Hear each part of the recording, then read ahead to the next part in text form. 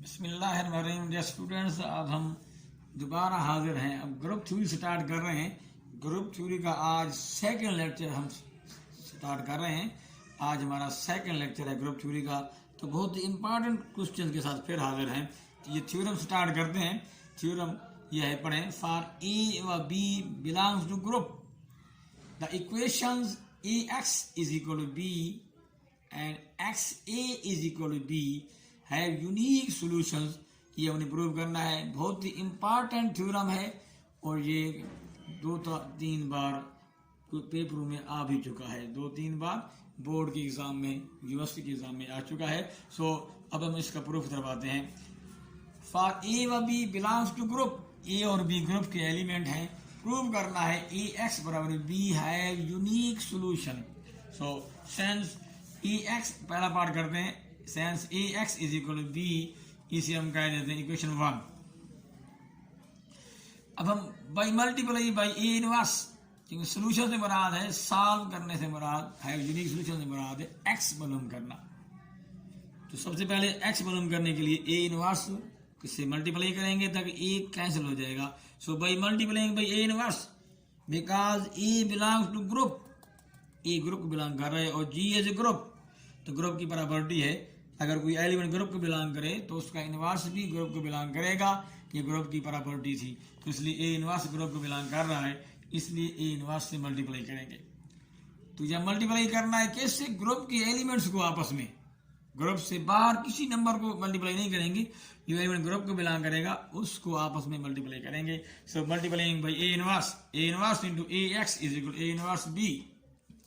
By associative law का काम ही यही है, ब्रैकेट इंटरचेंज करना। So A inverse into A into X, देखो पहले ब्रैकेट इन दो पर थी, अब एक्स बाहर आया, इन दो पर आ गई। तो यही है associative law is equal A inverse B. अब A inverse into A is equal identity, ये भी तारीफ है। जब दो एलिमेंट मल्टीप्लाई होते हैं जो एक दूसरे के इनवर्स होते हैं तब आंसर क्या आता है, is equal to identity E. तो E X is equal to A inverse into B. अब ई आइडेंटिटी है, ई तरफ X is equal to X, तो एक्स इज इक्वल आएगा A inverse into B which is belong to group, because B group को belong कर रहा है, A inverse भी ग्रुप को बिलोंग करेगा। तो जब दो एलिमेंट ग्रुप को बिलोंग करें तो ग्रुप की प्रॉपर्टी पहली है भाई क्लियर लॉ, तो उनका प्रोडक्ट भी बिलोंग करेगा ग्रुप को। सो एक्स ग्रुप को बिलोंग कर रहा है। तो हमने सोल्यूशन फाइंड कर लिया है। अब हम प्रूव करते हैं, उसके यूनिकनेस की तरफ आते हैं।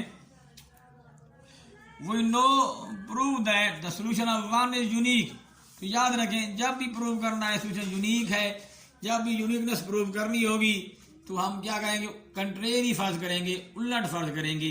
प्रूव करना है यूनिक सोल्यूशन है तो हम दो लेट करेंगे कम से कम। सपोज x1 व x2 are two solutions of equation 1, then x1 व x2 must satisfy equation 1। Suppose किया कि x1 और x2 इक्वेशन 1 के दो सॉल्यूशंस हैं, तो सॉल्यूशन से मुराद x की वो वैल्यूज होती हैं जो इक्वेशन को सेटिस्फाई करते हैं। So these x1 x2 satisfy equation 1। तो यहाँ पुट कर दें। So a x1 is equal to b, तो या x था, x1 पुट कर दिया, इक्वेशन एक हो गई। फिर a x2 is equal to b, ये x2 भी सोल्यूशन है, सेटिस्फाई कर रहा है, तो उसे पुट कर दिया बी। अब देखें दोनों की राइट हैंड साइड इक्वल है जो कि बी के बराबर है, तो ऑटोमेटिकली लेफ्ट हैंड साइड भी आपस में इक्वल होंगी। So a x1 is equal to a x2। अब इधर से ए कॉमन है, ए सेम है, तो अब यूज करें by using the left cancellation law. A से ए कट जाएगा, तो ये आएगा x1 is equal to x2। तो हमने सपोज किया था दो सॉल्यूशंस हैं, तो साबित हुआ दोनों इक्वल हैं, तो साबित हो गया कि सॉल्यूशन एक ही है। Solution of one is unique. Now we come to the second part. Second equation क्या थी, X A is equal to B, बिल्कुल सिमिलर है, इसका सॉल्यूशन पहले पार्ट की तरह है। So by multiplying by A inverse, अब पोस्ट मल्टीप्लाई करना है, बाद में तरफ देंगे, वहां तरफ देना है जिस तरफ ए होगा। अब ए बाद में था इसलिए बाद में मल्टीप्लाई किया। X A into A inverse is equal to B into A inverse, again by using associative law, X into A inverse बराबर B into A inverse. A और ए इनवर्स मल्टीप्लाई होंगे, आंसर आइडेंटिटी आएगा। X into identity is equal to B into A inverse, X जरा identity is equal to X होगा, so X is equal to आया B into A inverse belong to group. अब ये solution आ गया। अब इसी तरह हम प्रूव करते हैं, इसका सोल्यूशन भी यूनिक है। अब हम इसकी यूनिकनेस को प्रूव करते हैं। हम प्रूव कर चुके हैं, इसका सोल्यूशन है x is equal to b A inverse is the solution of equation 2। अब हम प्रूव करेंगे इसका सोल्यूशन यूनिक है। सो जिस तरह पहले हमने किया था बिल्कुल वही प्रोसीजर है। लेट करते सपोज करते हैं, सपोज x1 व x2 are two solutions of equation 2।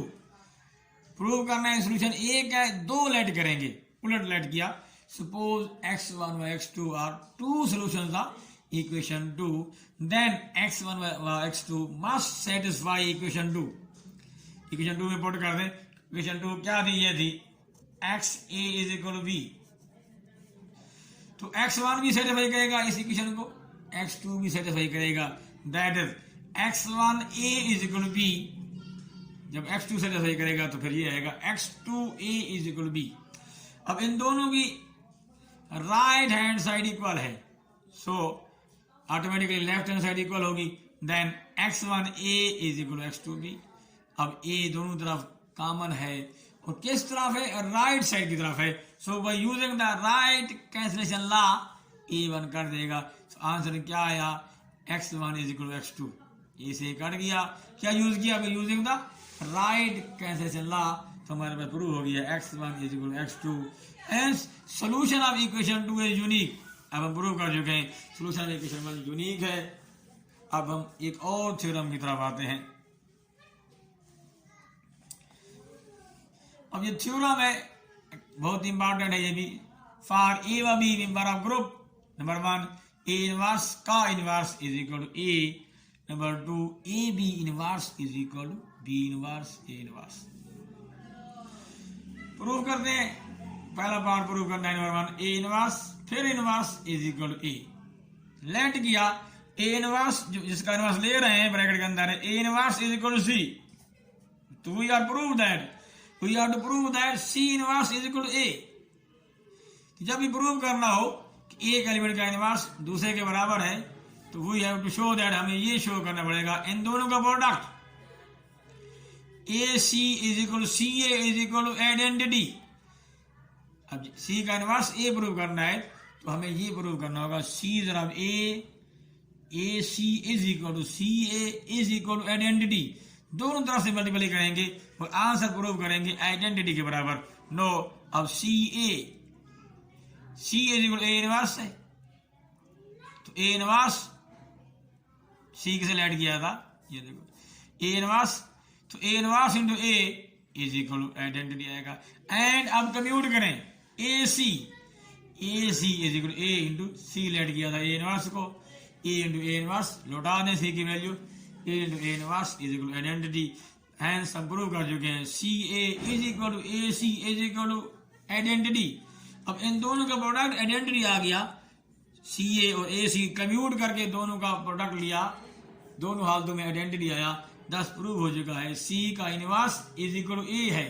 अब सी पुट कर दें ए इनवर्स, तो ए इनवर्स का इनवर्स इज इक्वल टू ए, तो ये प्रूव हो चुका है। अब इसी कंसेप्ट को लेके अब दूसरा पार्ट प्रूव करेंगे। दूसरा पार्ट बिल्कुल इसी कंसेप्ट से चलेगा। So now we come to the part number 2। A B inverse is equal to B inverse A inverse, ये हमने प्रूव करना है। अब लेट किया A B is equal to C. अब जिसका इनवर्स प्रूव करना है उसको सी लेट कर दिया।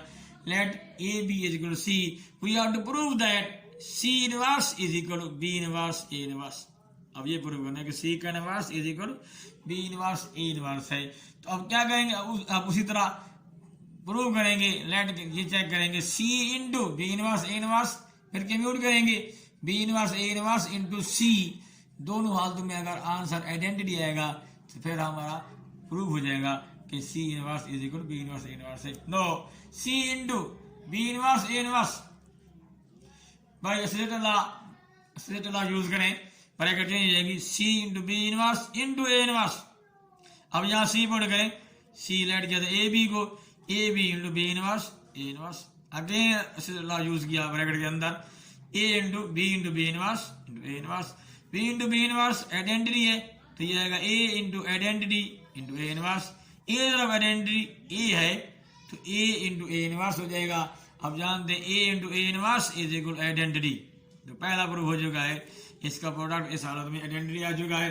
अब हम प्रूव करते हैं दूसरी तरह से, B inverse A inverse into C by associative property, ये आएगा B inverse into A inverse C. अब यहाँ फिर सी पुट करें, B inverse into A inverse into C, A B था ए बी, अगेन यूज करें associative law, B inverse into A inverse into A into B, A inverse into A आपको मालूम है identity हो जाएगा, तो ये बनेगा बी इनवर्स इंटू आइडेंटिटी ई जरा बी, आइडेंटिटी जरा बी आएगा तो यहाँ बी बनेगा is equal B inverse into b, ये हो जाएगा b inverse into b is equal identity है, आप जानते हैं। सो ये आइडेंटिटी हो गया, हैंस अब प्रूव कर चुके हैं ये C into B inverse A inverse is equal B inverse into A inverse into C is equal E. तो दोनों हालतों में हम इसका प्रोडक्ट प्रूव कर चुके हैं जो कि आइडेंटिटी के बराबर है। सो अब हम इसके आगे चलते हैं। सो हम प्रूव कर चुके हैं C inverse is equal to है बी इनवर्स ए इनवर्स, सी पुट कर दें, सी लेट किया था ए बी को, तो 10 प्रूव हो चुका है a B inverse is equal B inverse A inverse. अब हम नीचे आते हैं एक और तारीफ की तरफ, तो ये हमारे पास आया order of group. Order of group जब आते हैं, let G be a group then the order of G is denoted by G mod and defined as the number of elements in a G.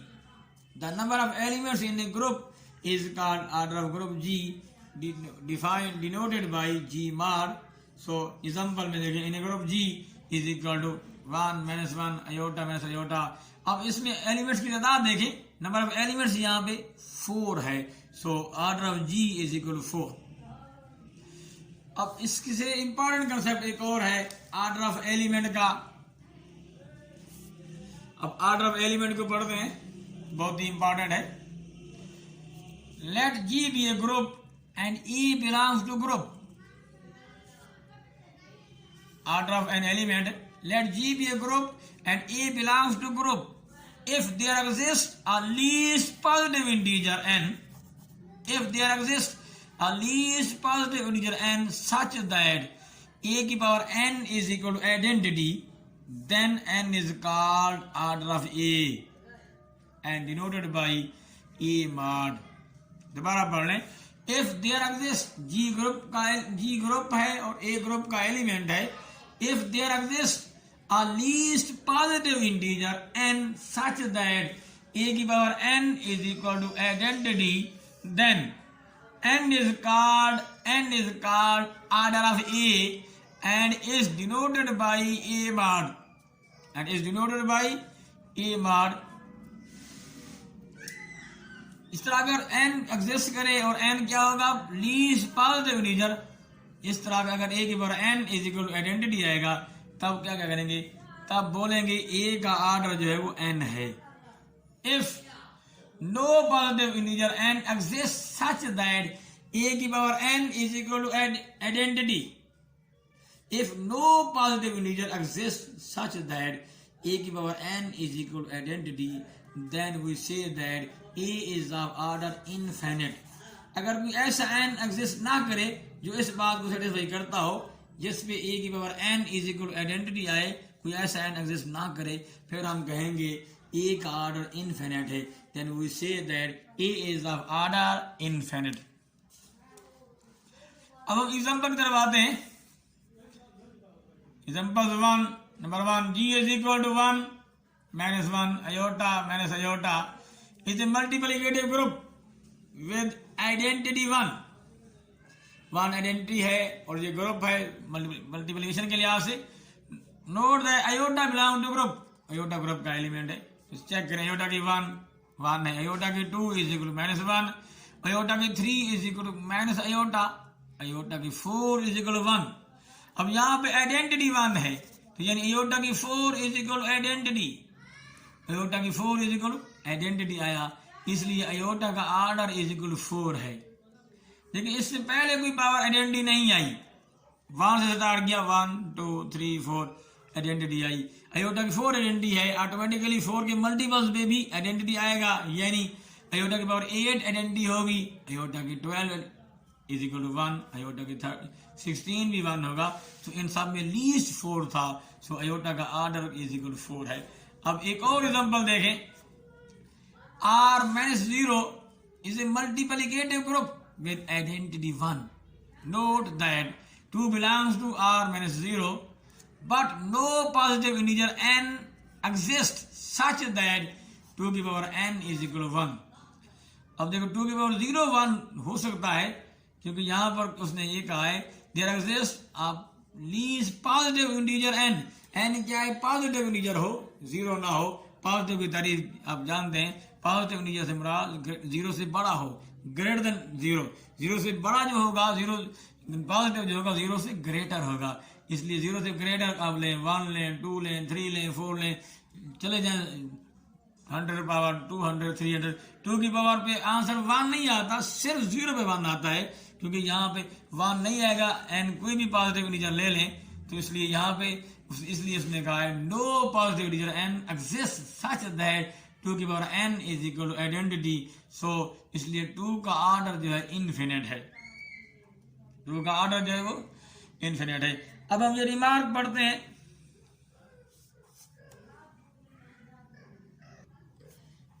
अब हम ये example करते हैं और ये पढ़ चुके हैं, कंसेप्ट यहाँ पे यूज करेंगे। Show that s is equal to set है 1 bar 3 bar 5 bar 7 bar is a group under multiplication modulo 8 find orders of elements of s। Prove करना ये सेट s ग्रुप है अंडर मल्टीप्लिकेशन मॉडुलो 8 और फिर इसके orders मालूम करने हैं। ये बार जाहिर करता है रेजिड्यू क्लासेस को, ये सेट ऑफ, ये हमारे पास s जो है set of residue classes under multiplication modulo 8, ये बार जाहिर कर रहा है सेट ऑफ रेजिड्यू क्लासेस को। अब सबसे पहला काम इनका, इनकी टेबल कंस्ट्रक्ट करनी है। 4 एलिमेंट्स हैं 1 3 5 7 बार, ऐसे लिखा हॉरिजॉन्टल फिर वर्टिकल, फिर मल्टीपल ही करेंगे।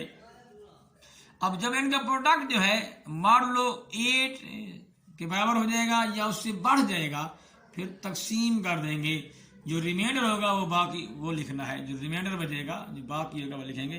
तरफ दिया 1 के साथ वही आया, फिर 3 तरफ 1, 3 तरफ 3 9, रिमाइंडर 1 आएगा, 3 तरफ 5 15, रिमाइंडर 7, 3 तरफ 7 21 पे तकसीम करें आप, 21 तकसीम करेंगे 8 से, 8 दोनों 16, रिमाइंडर 5, तो यहाँ 5 आएगा। इसी तरह तरफ दिया 5 से 5 तरफ 1 5, 5 तरफ 3 15, रिमाइंडर 7, 5 तरफ 5 25, तकसीम 8 करें, 8 दिए 24, रिमाइंडर 1 बचेगा, 5 तरफ 7, रिमाइंडर 3 आया। इस तरह 7 से मल्टीप्लाई करें, तो ये पूरी टेबल बनानी है, यही कंसेप्ट है। जब प्रोडक्ट 8 से ज्यादा हो जाएगा, फिर 8 से डिवाइड करेंगे, जो बाकी रिमाइंडर होगा वो यहाँ टेबल में इंसर्ट करना है। सो टेबल बनाने के बाद हमने ये प्रॉपर्टीज चेक करनी है, इनको लिखना है। नंबर 1 देखें, प्रोडक्ट का आंसर देखें, इन्हीं में से आ रहा है, 1 आ रहा है या 3 5 7, इन्हीं में से है, तरतीब चेंज है, मगर आंसर यही है। सो हम कह सकते हैं नंबर 1 मल्टीप्लिकेशन मॉडुलो